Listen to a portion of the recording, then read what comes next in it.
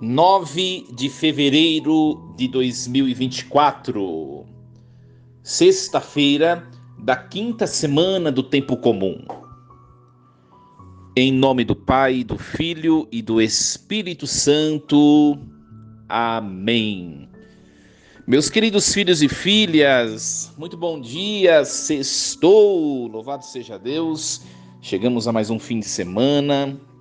É muito bom chegar ao fim de semana, poder encontrar-se com os amigos, com os familiares, sair, espairecer a cabeça, fazer uma programação diferente a cada fim de semana. Se você não tem hábito de fazer isso, faça, é muito bom, né? Para o nosso psíquico, para nossa mente, também para o nosso emocional, isso é muito bom. Louvado seja Deus, sexta-feira, e hoje nós vamos meditar a primeira leitura. Continuamos no primeiro livro dos Reis, o capítulo 11, versículos do 29 ao 32, capítulo 12, versículo 19. Aconteceu naquele tempo que, tendo Jeroboão saído de Jerusalém, veio ao seu encontro o profeta Aías, de Silo, coberto com um manto novo. Os dois achavam-se a sós no campo. Aías, tomando o manto novo que vestia, rasgou em 12 pedaços e disse a Jeroboão: toma para ti 10 pedaços, pois assim fala o Senhor, Deus de Israel: eis que eu vou arrancar o reino das mãos de Salomão e te darei 10 tribos. Mas ele ficará com uma tribo, por consideração para com o meu servo Davi e para com Jerusalém, cidade que escolhi dentre todas as tribos de Israel. Israel rebelou-se contra a casa de Davi até ao dia de hoje. Palavra do Senhor. Graças a Deus. Meus queridos, para nós entendermos um pouquinho o texto de hoje, presta bem atenção, o padre vai contextualizar um pouco historicamente, presta bem atenção. Ora, se você está acompanhando a leitura, essa reflexão diariamente, né, você tem a capacidade de se lembrar do andamento, do progresso da história do povo de Israel, né? Agora, se você não assiste todos os dias, você vai perdendo capítulos. Então, é muito bom você acompanhar todos os dias. Vamos lembrar alguma coisa. Deus, ele vai chamar um povo, primeiramente, chamado um povo patriarcal, ou nômade patriarcal, tá? Nômade por quê? Porque é um povo que ficava mudando de lugar. Isso é um povo nômade, não tinha uma terra. Mudava, hoje estava aqui, amanhã andavam, todo mundo andava junto e estava em outro lugar. Era nômade. Patriarcal porque tinha um patriarca que era como se fosse uma representação do povo, tá? Não era um autoritário, era uma mera representação. Então, a primeira estrutura do povo que Deus vai escolher é nômade patriarcal. Ele vai chamar lá Abraão, né? Abraão vai sair da terra dele, porque eles eram nômades, e vai para a terra que Deus mandar. Até chegar na terra que Deus mandar, esse povo será nômade, porque ele vai passando de terra em terra até chegar à terra prometida, numa estrutura patriarcal. Nisso passa Abraão, passa Isaac, passa Jacó, né? E aí nós chegamos nos filhos de Jacó. Eram 12 tribos, né? Que depois vão se estruturar em tribos e formar um único povo, ainda um povo patriarcal. Acontece que nessa era patriarcal aconteceram muitos problemas e surgiu uma época que se chamava a época dos juízes. E aí nós temos até por isso que nós temos o livro dos juízes na Bíblia. Quem são esses juízes, padre? Esses juízes eram homens que Deus chamava no meio do povo porque alguma coisa não estava funcionando naquele momento. Então os juízes eram chamados por Deus para ir lá e resolver algumas questões, coisas que estavam quase que comprometendo a caminhada do povo de Israel, né? Então, nessa estrutura ainda de 12 tribos, um único povo, 12 tribos, surgiram os juízes, né? Só que passavam um juiz atrás do outro e os problemas não se resolviam. Por isso que chega um momento que o povo pede para Deus que quer se tornar um reino. De uma estrutura patriarcal, o povo quer ser reino. Mas, padre, se numa estrutura nômade patriarcal já tem o patriarca, né? Qual que é a diferença de passar a ser reino e ter um rei? Diferença muito grande. Por quê? Porque o reino, né? Porque o rei, ele vai ter muito mais autoridades e muito mais direitos na questão de governar aquele povo, o que o patriarca não tinha, né? O que um rei determina tem que ser realizado e acabou. Então o povo viu que, mesmo Deus suscitando os juízes, juiz por juiz, para tentar resolver os problemas não eram resolvidos. Se tivesse um rei que mandasse, todo mundo ia obedecer, acabou. Então o povo quis se tornar reino. Aí o povo escolheu, né? É claro que Deus permite a coroação dele, né? De Saul. Então colocam lá Saul, né? Só que não dá certo, né? Tudo que o povo faz sem Deus, embora Deus tenha permitido a coroação de Saul, mas não dá certo. Saul é deposto e Deus coloca o rei que ele sonhou para Israel, que é Davi. Depois de Saul vem Davi. Presta bem atenção. Depois de Davi, né?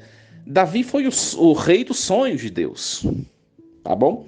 Isso é importante. É claro que teve os seus problemas, os seus pecados. Isso você tem que ler os textos bíblicos para você ver o reino de Davi, como que foi, né? Não foi mil maravilhas como a gente pensa, né? Davi pisou na bola várias vezes, né? E teve as suas consequências, os seus pecados, como sempre tem, né? Ora, depois Davi, ele quer construir um templo para Deus. Por quê? O sinal da presença de Deus no meio do povo era aquela caixa dourada que se chamava Arca da Aliança. Nela tinha lá as tábuas da lei, as duas tábuas da lei, o cajado de Moisés, né? Esse era o sinal da presença de Deus. E a arca ficava jogada num canto, numa tendinha que eles construíram.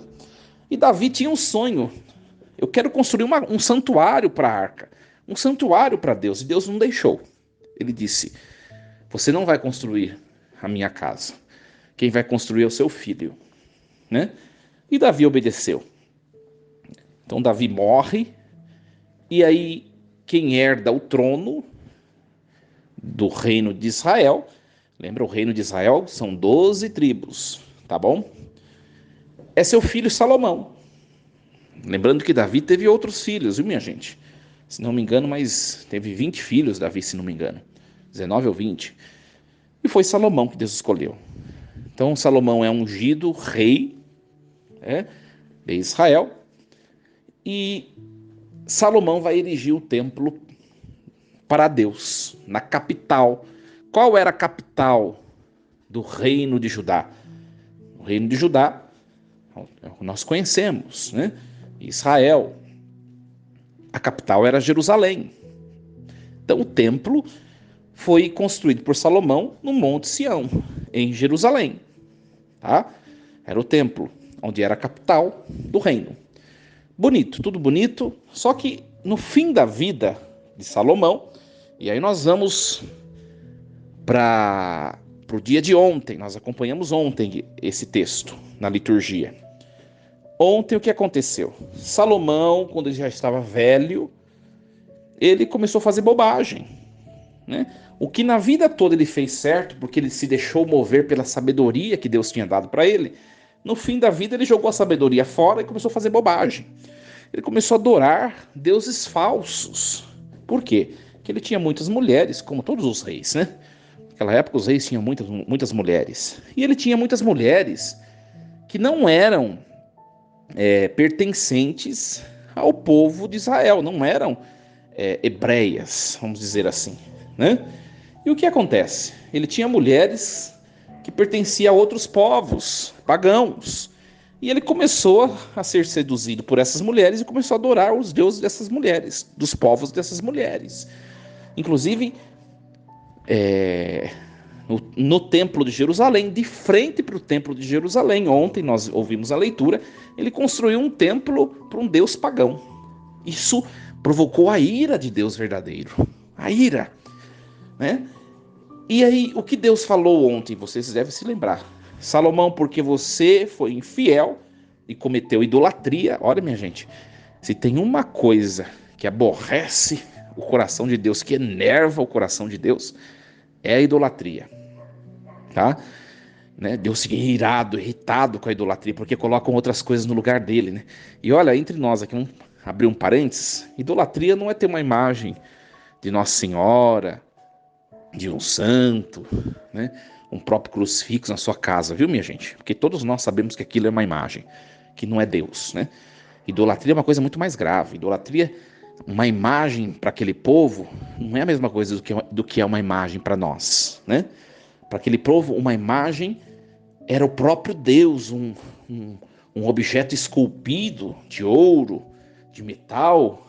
Ali era Deus, aquilo lá era Deus. O que para nós sabemos que não é, né? Os irmãos protestantes nos chamam de idólatras, né? É pura ignorância, porque eles não sabem o que significa para nós a imagem deveras, né?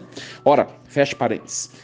Então, Salomão começou a adorar deuses falsos e Deus falou para ele: porque você foi infiel a mim, cometeu idolatria, eu vou tirar o reino de você e vou dar a um servo teu, depois que você morrer. Parou aí o texto de ontem, lembram? Então, vamos lembrar lá a sucessão. Saul, o povo de Deus, o povo de Israel enquanto reino. Saul, o primeiro rei, depois Davi, o rei escolhido por Deus, o filho de Davi, Salomão. Agora, se Salomão não tivesse cometido pecado, seria o filho dele o sucessor e o rei do reino de Israel, que são as 12 tribos. O filho de Salomão se chama Roboão. Olha que nome bonito. Roboão, tá? Seria Roboão. Só que como ele pecou com idolatria contra Deus, Deus falou que ia tirar o reino dele. Uma parte do reino dele ia dar a um servo dele. Foi o que aconteceu. O que aconteceu? Já no fim da vida de Salomão, quase que o seu filho Roboão estava quase que, sabe quando começa a sumir as coisas, o pai já está velho, e Roboão começou a apavorar o povo, né? Num peso, numa rigidez. O povo começou a não gostar disso, né? O que acontece? A leitura de hoje entra como continuação de tudo isso que o padre está falando, né? Surgiu um profeta chamado Aías, e esse profeta, ele foi até um dos servos de Salomão, né? Trabalhava, se não me engano, na guarda do palácio. Jeroboão, tá? Não confunde Roboão com Jeroboão. Roboão é o filho de Salomão. Jeroboão é esse funcionário do rei Salomão. Esse profeta Aías vai até Jeroboão, que é esse servo, e ele diz assim: como Salomão pecou contra Deus, é você que vai assumir o governo de 10 tribos. Então, 10 das 12 tribos ficarão sobre o seu governo, né? E o que acontece? Quando Aías faz essa profecia e chega aos ouvidos de Salomão, Salomão procura matar Jeroboão, né? Por quê? Porque Jeroboão vai tirar o trono, vai tirar a parte do trono dele, né? Aí Jeroboão foge para o Egito. Isso não está escrito aqui. Isso é história bíblica, tem que saber, né?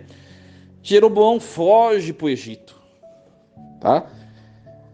Aí, o que acontece? Roboão, que é o filho legítimo de Salomão, ele vai começar a governar com aquela rispidez, aquela estupidez, de maneira muito pesada sobre o povo. Quando Salomão morre, Jeroboão, que estava exilado no Egito, ele volta para Israel. Quando ele volta, as 10 tribos o aclamam rei, né? O faz rei. Então Jeroboão se torna rei de Israel, e aí acontece o que nós chamamos da divisão do reino de Israel, tá? Então, o que acontece? Resumindo para vocês entenderem. Saul, primeiro rei, Davi, o segundo rei, Salomão, o terceiro rei, seria o quarto rei, o filho de Salomão, chamado Roboão. Só que o reino se divide em duas partes, por causa desses motivos que o padre já contou até aqui. Então vai ficar 10 tribos, chamadas tribos do norte, também são chamadas tribos de Efraim, porque uma das tribos dentre as 10 é Efraim, é a maior, né? Como também continuou o mesmo nome, tribos de Israel. Então, o reino do norte ficou com 10 tribos. Continuou chamando Israel essas 10 tribos. E Roboão, filho legítimo de Salomão, ele continuou reinando somente nas 2 tribos do sul que ficaram para ele. Não sei se deu para vocês entenderem, tá? Vou até abrir um parênteses aqui, explicar uma curiosidade para vocês. Vocês sabem que no texto bíblico, né, nos evangelhos, que os judeus não se dão com os samaritanos, não é isso? Vocês sabem por quê? Por causa exatamente dessa fase histórica. Os samaritanos, eles são descendentes dessas 10 tribos que ficaram para o norte. É claro que depois essas tribos vão ser exterminadas, né? Mas os samaritanos são frutos dessas 10 tribos. Só que quem passou a reinar sobre as 10 tribos? Um rei que não era descendente de Davi, que era, no caso, Jeroboão. O filho legítimo de Salomão, que é descendência de Davi, que é Roboão, só continuou reinando no sul, nas 2 do sul. Por isso que os judeus se acham a raça pura. Isso no evangelho, tá bom? Porque eles têm a dinastia davídica. Os samaritanos, que é o do norte, perderam isso. Mas claro que tem outros detalhes também, a questão de misturar raça. Fecha parênteses, que isso não é o mais importante. Então vocês conseguiram compreender, né? Por causa do pecado de Salomão, a sucessão, né, de Salomão, o reino vai ser dividido, tá? Que é o texto de hoje. O texto de hoje é a divisão. 10 tribos ficam para o norte e 2 ficam para o sul. As 10 do norte vai ficar como rei um empregado de Salomão, e as 2 do sul, menorzinhas, ficaram para o filho legítimo de Salomão, que é Roboão. Depois nós vamos ver a continuação da história, né? Deus permitiu ficar Jeroboão nas tribos do norte, só que depois Jeroboão vai fazer mais confusão. E a gente vai ver isso nos dias seguintes. Eu não sei se a liturgia vai apresentar os detalhes, mas vamos acompanhando. Qual a moral da história hoje para nós? Desculpa o padre fazer esse apanhado histórico, mas senão a gente não entende o texto bíblico. Tem gente que lê o Antigo Testamento. Aliás, eu vou partilhar isso com vocês, né? Já teve várias pessoas que vieram perguntar: padre, por que o senhor não fala do Evangelho? Mais fácil, né? Mais fácil o senhor falar do Evangelho. Eu dei 2 respostas eu dou 2 respostas para as pessoas. Primeiro, porque a reflexão diária do Evangelho, você pode achar vários padres que fazem por aí, né? Eu não vou mencionar nenhum aqui, porque não fica marketing, né? Mas tem padres muito bons que fazem reflexão diária, e são reflexões do Evangelho, né? Eu, pelo menos, já escuto, não são todos os dias, mas escuto direto sempre 3 padres que eu gosto, tá? Então no Evangelho já tem. Agora, a primeira leitura é muito difícil de encarar o texto do Antigo Testamento. E às vezes nós católicos temos medo. Por quê? Porque tem preguiça de simplesmente sair do texto da Bíblia e ir para a internet e pesquisar. Por exemplo, vou dar uma dica para você. Se você gosta de estudar a Bíblia, né? Digita na internet, né? A dinastia ou o reino de Israel. Ou digita no Google, né? Reis de Israel e de Judá. Vai aparecer lá quais foram os reis, vai aparecer os primeiros que reinaram, né? De maneira unificada. A hora que chegar em Salomão, depois vai aparecer as divisões dos dois reinos, você vai entender melhor. Mas a gente tem, às vezes, católico tem preguiça de estudar. Por isso que é bom enfrentar o texto do Antigo Testamento, que a gente percebe que a gente tem que ler. Por exemplo, hoje esse texto aí, digita na internet, no Google, né? Quem foi Salomão? Você vai ler sobre Salomão. Pode ser no Wikipedia mesmo, né? Não tem problema. Digita lá depois, quem foi Jeroboão? Aí você vai digitar lá, você vai ler. Depois você digita quem foi Roboão. Você vai ler. Você precisa aprender, largar de preguiça e ler o texto bíblico do Antigo Testamento. Senão a gente fica só no Evangelho, né? Não que não seja importante, é o mais importante, minha gente, é claro. Mas nós não podemos cair naquela heresia que se chama marcionismo, né? Que Marcião propôs o quê? Vamos jogar fora o Antigo Testamento e ficar só com o texto do Novo Testamento. Não, isso é heresia. A nossa Bíblia tem um Antigo Testamento. Eu preciso enfrentar o texto. De que jeito, padre? Você vai vendo o nome de algum fulano de outro na Bíblia, no Antigo Testamento, vai lá pesquisar. Tem muita coisa na Bíblia, né? Na internet, aliás. Então, o que nós podemos colocar de toda essa história de hoje na nossa vida? Nós podemos colocar o seguinte, minha gente. Quando nós colocamos, como a gente fala no ditado, né? Agora é o sentido espiritual do texto, tá bom? Hoje eu gastei um pouco mais de do tempo da reflexão com o sentido histórico, porque daqui em diante você já vai entender, né? Mas agora o sentido espiritual. Nós vemos essa história de Salomão. Minha gente, Salomão começou tão bem, né? Olha lá no comecinho do diálogo, quando Salomão dialoga com Deus. Deus diz a Salomão, Salomão, pede o que você quiser. E Salomão pede para ele somente uma coisa, eu quero sabedoria. E Deus dá sabedoria e dá tudo o resto, tudo por acréscimo. Ele não pediu riqueza, Deus deu. Ele não pediu saúde, Deus deu. Ele não pediu segurança no reino, Deus deu. Ele só pediu sabedoria. Deus se encantou com a humildade de Salomão. E durante todo o reino de Salomão, foi um reino protegido, forte, protegido por Deus. Por quê? Porque Salomão foi diante de Deus humilde, simples, né? Só que no final da vida, ele escorrega, pisa na bola com Deus. E aí olha toda a tragédia que ele vai provocar.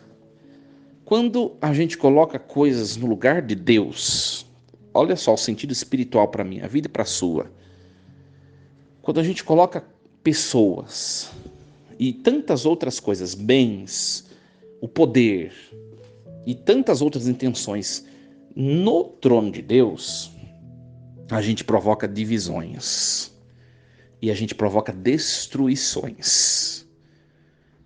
Grava bem isso, grava bem isso, né? Se acontece divisões e destruições e problemas, é porque nesse processo alguém colocou alguma coisa no lugar de Deus. Com toda certeza, com toda certeza. Eu vou dar um exemplo para vocês, tá? Não estou tomando esse exemplo de nenhuma pessoa que eu conheço. Acabou de surgir na minha cabeça, tá bom? É bom sempre deixar claro, porque às vezes a pessoa fica falando, fala desse clã, de fulano. Não falo de ninguém, minha gente. Aliás, um padre, quando prega, a primeira pessoa para que ele tem que falar é para ele, né? Pega, por exemplo, uma família grande, né? Tem uma família grande. Por exemplo, vou dar um exemplo, não é minha família, tá? Meus bisavós eram 20 irmãos, tá? Meus bisavós maternos, meus bisavós paternos também, 20 irmãos. Aí a minha bisavó com meu bisavô se casaram e tiveram 20 filhos. Olha só, 20 filhos, né? Depois, esses 20 filhos. Aí, houve novamente a união do avô com a avó. Teve mais 20 filhos. Vamos chegar... É um exemplo que eu estou dando, tá bom? Suponhamos os meus pais. Tanto o pai quanto a mãe têm 20 filhos. 20 irmãos. Tá? Na figura do meu pai e da minha mãe. E suponhamos que eu também tenha 20 irmãos, tenha 19 irmãos, são 20 filhos. Meu pai e minha mãe. Meu pai e minha mãe, eles se tornam a representação, o elo da família, né? Se tornam o ponto de unidade da família. Vocês já devem ter visto isso, né? Os avós, os anciãos, quando reúnem a família, fazem um churrasco de fim de ano, vem toda a familiar, estão lá o avô e a avó, o patriarca e a matriarca, né? O que acontece em muitas famílias? Quando morrem os avós, as famílias não conseguem se reunir mais. Vocês já viram isso. Por quê?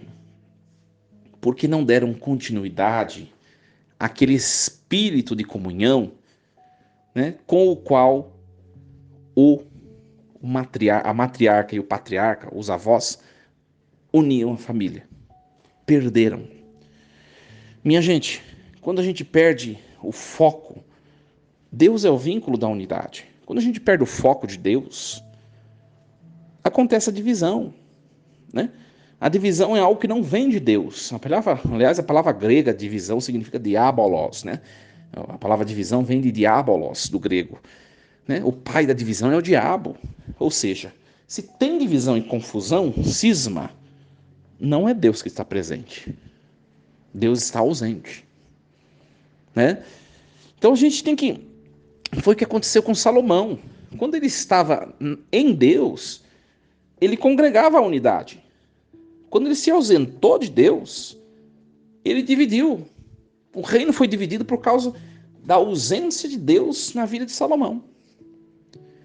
Então a culpa de Salomão... É claro que depois nós vamos ver na história, né? Todos os personagens têm culpa, né? Mas tudo começou na idolatria de Salomão, né? Então, minha gente, na nossa vida familiar, nos nossos ambientes de trabalho, onde nós convivemos, qual é o segredo para um lugar ser um lugar cheio de paz, de boa convivência, de união? A vida de oração, a vida sacramental. Você consagrar aquele lugar de trabalho, o seu lugar de convívio familiar, você rezar, é o que sustenta a unidade, né? Às vezes tem gente que vem às vezes se queixar, né, no ambiente de trabalho, né? Ai, meu ambiente de trabalho tá difícil, não sei o quê. Ué, permaneça em oração. Se você está cheia de Deus, você é o vínculo da unidade naquele lugar dilacerado por interesses, por ambições. Você tem que ser o vínculo de unidade. Ou Deus é mais fraco que o diabo, ou você crê no poder de Deus ou não. Use sacramentais da igreja, comungue naquela intenção, né? Pegue água benta, faça aspersão no seu lugar de trabalho, põe um sinal cristão, um crucifixo, uma imagem da Virgem Santíssima, né? Consagre os seus dias de trabalho todos os dias, permaneça como um soldado permanece firme numa batalha, né? Com armas nas mãos, para você ver se as coisas não vão se resolver, né? E olha, minha gente, eu vou dizer uma coisa. Eu tenho uma experiência muito forte com essas coisas, né? Quando tem gente difícil para a gente conviver, eu tenho uma experiência própria de todos os lugares que eu passei, não somente de trabalho, não somente no meio de igreja, não somente de trabalho, mas de todas as esferas da minha vida, um testemunho meu. Agora eu estou falando de mim. Eu sempre procurei não fazer as coisas por iniciativa própria, mas eu sempre rezei, né? Sempre rezei. Quando estava uma situação difícil com certas pessoas, eu pegava o nome da pessoa, sempre fiz isso. E nas minhas orações de intimidade com Deus, eu falava, ó Senhor, tá difícil isso daqui, ó. Gente, não demorava muito tempo. Alguma coisa Deus fazia em meu benefício, ouvindo minha prece. Eu tenho convicção disso, por que eu estou falando para vocês? Mas não é que você vai pedir para Deus destruir ou outro. Não. Fala, Senhor, né? A situação é essa. Essa pessoa aqui precisa do Senhor. Essa pessoa está atrapalhando o andamento da paz. Eu quero que o Senhor habite aqui. Eu não vou pedir nada para o Senhor. Eu estou apresentando essa pessoa e apresentando essa situação. Faça orações de entrega. De entrega. Né? Qual que é o nosso problema, minha gente? Primeiro que a gente não sabe rezar. Você vai rezar, você já quer mandar o que Deus tem que fazer. Ó, Senhor, você tem que matar esse você tem que fazer sumir da minha vida, esse você tem que... Não é assim, minha gente.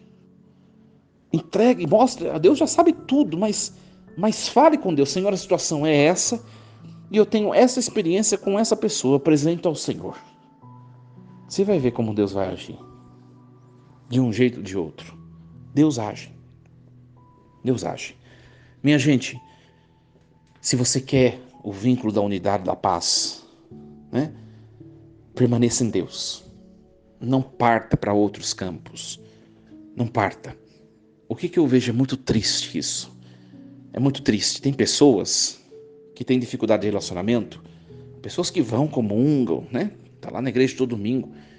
Surge uma dificuldade muito grande familiar, não sei o quê, a pessoa vai no centro espírita. Cadê sua fé no sacramento?